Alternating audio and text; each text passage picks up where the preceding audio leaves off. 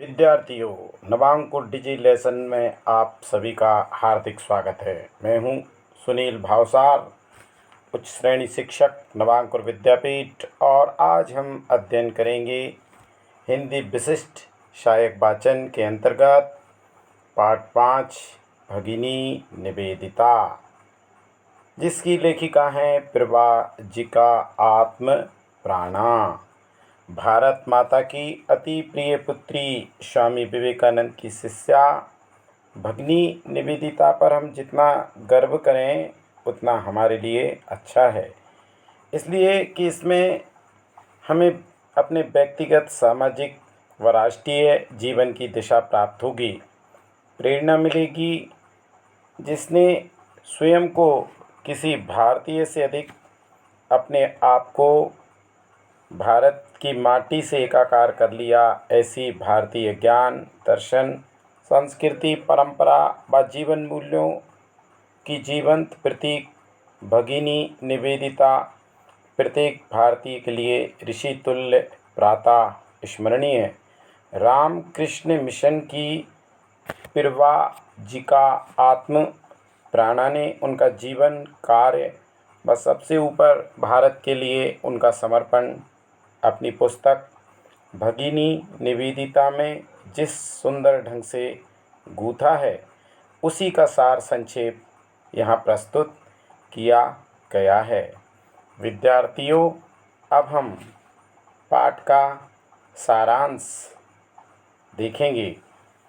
दार्जिलिंग के पर्वतों की सैर करने यदि हम जाएं, तो रेलवे स्टेशन के नीचे हमें ईंटों का एक स्मारक दिखाई देगा।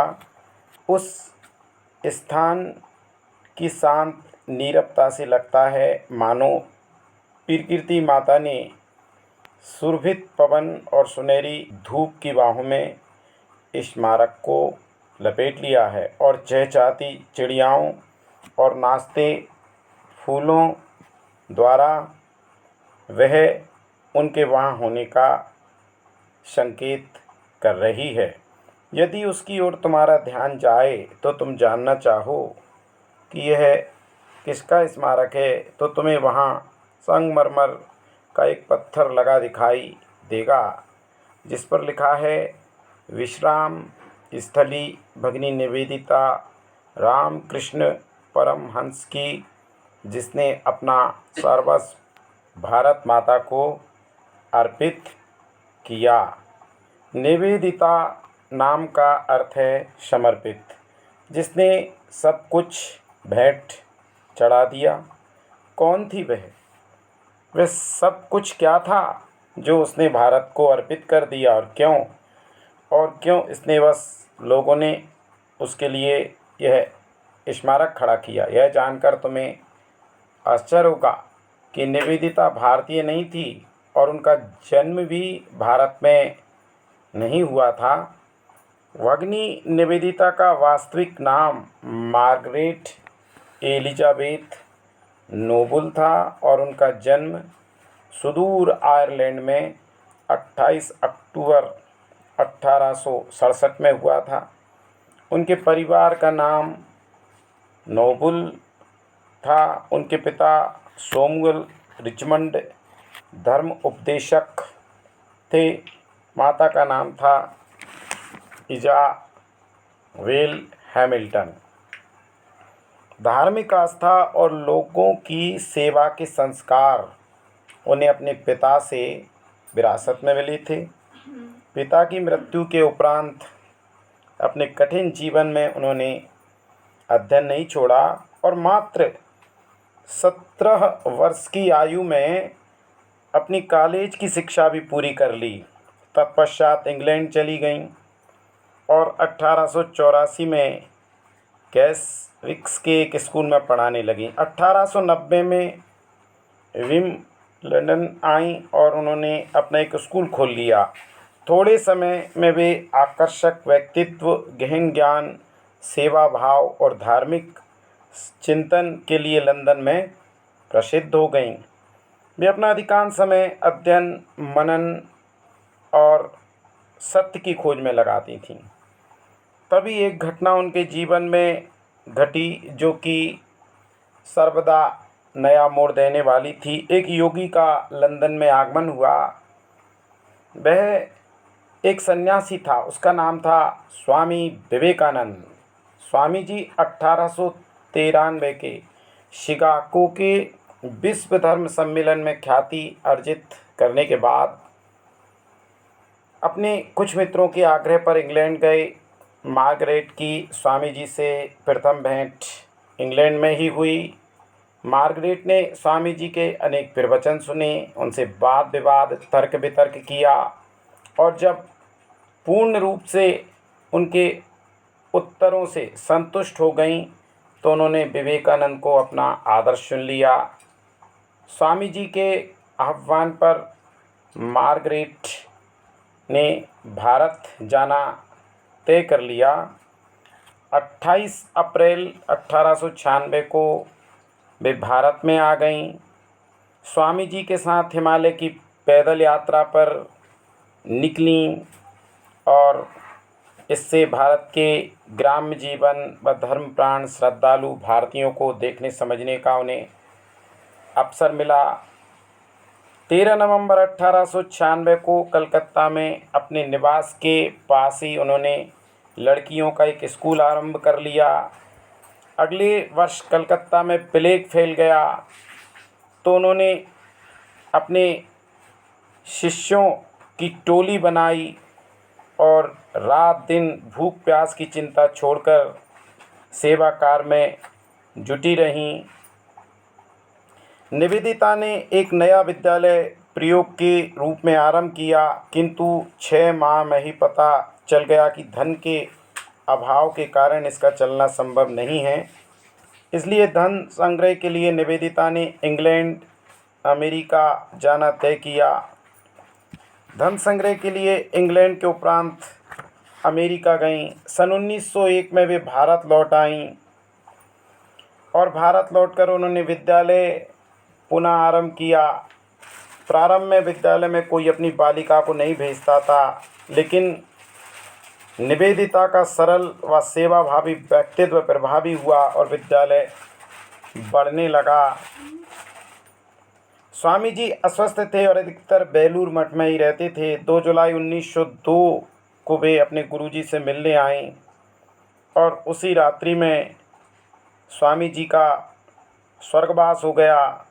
निवेदिता पर मानो वज्रपात हुआ, किंतु वे निराश और उदास होकर नहीं बैठीं और उन्होंने अपने मित्रों से कहा कि वे मरे नहीं, वे सदा हमारे साथ हैं। काम करना ही उनके लिए सच्ची श्रद्धांजलि है। और उनका क्षेत्र विस्तीर्ण हो गया। उन्होंने निश्चय कर लिया कि राजनीतिक स्वतंत्रता के राष्ट्रीय आंदोलन में योगदान करेंगी और उन्होंने अपनी ही मूल जाति यानी अंग्रेज जाति के विरोध में ही उग्र और तेजस्वी भाषण देना आरंभ किया। लेख लिखे, संपूर्ण देश में घूमी और लोगों को समझाया कि अपने देश का हित ही तुम्हारा सच्चा लक्ष्य होना चाहिए। 1905 के प्रथम स्वदेशी आंदोलन में भी उन्होंने बढ़ चढ़कर भाग लिया। वे भारतीय स्त्रियों से अत्यधिक प्रभावित थीं। भारतीय स्त्रियों के लज्जालु होना, विनम्रता, स्वाभिमानी, सच्चरित्र, सेवा भावना, निष्ठावान से वे बहुत प्रभावित थीं और उन्हें स्वदेशी शिक्षा पद्धति से शिक्षित करना चाहती थीं। 1905 में वे गंभीर बीमार पड़ गईं और 1911 में वे दार्जिलिंग गई और 13 अक्टूबर को भारत माता की इस महान पुत्री ने उपनिषदों के इस रुद्र स्तवन का निरंतर पाठ करते हुए अपने प्राण छोड़ दिए। अस्तु माँ सद्गमय, तमसो माँ ज्योतिर्गमय, मृत्युर्माँ अमृतम गमय। वे समस्त समस्याओं यहाँ तक कि देश की स्वतंत्रता का हल भी भारत की एकता में देखती थीं। विभिन्न जाति, प्रांत, भाषा आदि के विभेद उनकी दृष्टि में ऊपरी थे, जो एक सच्चे आह्वान पर समाप्त हो एक भारत के लिए समर्पित हो सकते थे। अब हम पाठ के प्रश्न उत्तरों का अध्ययन करेंगे। प्रश्न क्रमांक 1, भगिनी निवेदिता की विवेकानंद जी से मुलाकात कब, कहाँ और कैसे हुई थी? तो जैसा अभी हमने पाठ के सारांश में देखा कि स्वामी विवेकानंद से निवेदिता की प्रथम मुलाकात सन 1893 के शिकागो के विश्व धर्म सम्मेलन के पश्चात हुई थी। जब शिकागो के विश्व धर्म सम्मेलन में अपने भाषण के कारण स्वामी जी की ख्याति चारों तरफ फैली, तो स्वामी जी लंदन भी गए और यहीं पर मार्गरेट निवेदिता ने स्वामी जी के प्रवचन सुने और उन्हें अपना आदर्श मान लिया। प्रश्न क्रमांक 2, स्वामी जी के साथ हिमालय यात्रा में निवेदिता को क्या अनुभव हुए? उत्तर, स्वामी जी के साथ निवेदिता हिमालय की पैदल यात्रा पर ही निकली। मार्ग में उन्होंने पटना, वाराणसी, लखनऊ, पंजाब, रावलपिंडी, बारामूला और कश्मीर होते हुए वे वहाँ पर पहुँची। उन्होंने पहली बार भारत की भूमि पर पांव रखा था। भारत के पवित्र तीर्थ स्थान, गांव, पर्वत, नदियाँ तथा भारत के श्रद्धालुओं से मिलने का शुभ अवसर उन्हें प्राप्त हुआ। प्रश्न क्रमांक 3, अमरनाथ यात्रा से भगिनी निवेदिता को भारत को समझने में किस प्रकार सहायता मिली? उत्तर, अमरनाथ यात्रा से भगिनी निवेदिता को भारत के रहन सहन, खान पान, वेशभूषा की पर्याप्त जानकारी मिली। स्थान स्थान पर रुकने से वहाँ के लोगों की बोली और विचारों से भी वे अवगत हुईं। प्रश्न क्रमांक 4, कलकत्ता में फैले प्लेग के समय निवेदिता ने किस प्रकार सेवा की?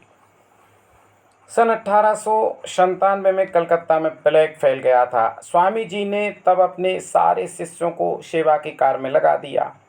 निवेदिता ने भी युवाओं की एक टोली बनाई और ये टोली दिन रात भूख प्यास की चिंता छोड़कर सेवा कार्य में लगी रही। रोगियों की चिकित्सा सेवा, सफाई आदि काम करना यह टोली करती। निवेदिता स्वयं झाड़ू लेकर सफाई करती थीं।